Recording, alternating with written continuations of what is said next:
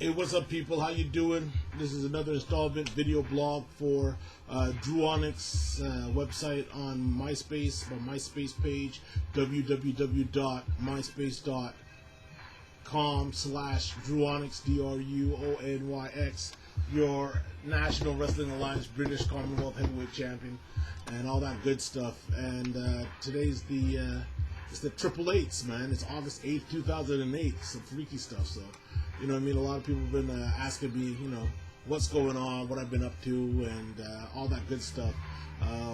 One of the guys who emailed me on MySpace asked me what I thought about the whole, you know what I mean, title change, the world title change between Brent Albright and Adam Pearce, with Adam Pearce losing the title to Albright. And I just say, you know what I mean, props to Albright, man. I salute you. You know what I mean?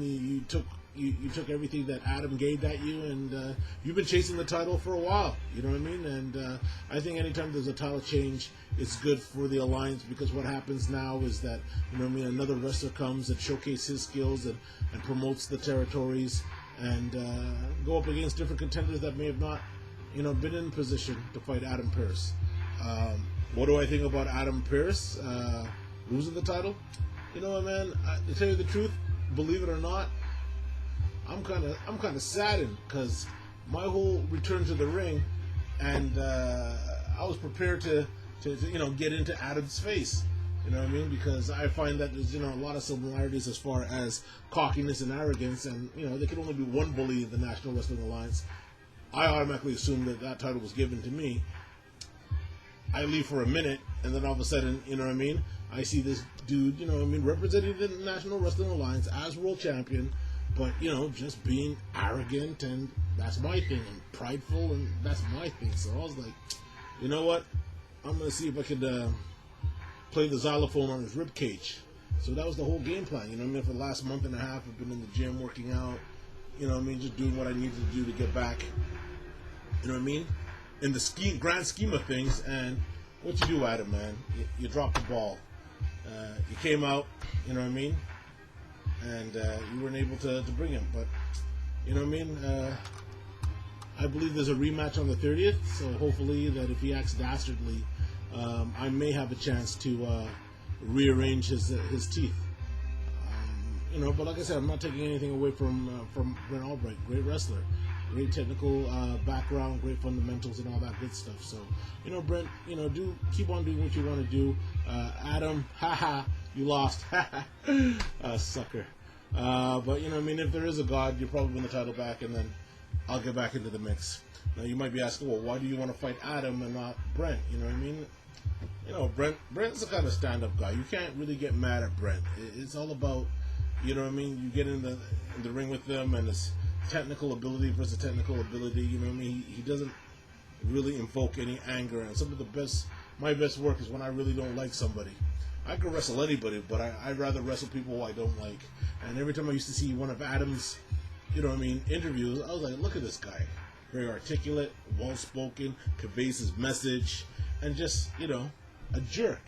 And then that's okay, but if I'm supposed to be the number one jerk, you can't do that. So I'm throwing my hat in, and I'm letting you know that I'm gonna start getting in the mix. In fact, I've already petitioned with the NWA Quebec to bring whoever the champion down in the next couple of months. So we'll see how that works.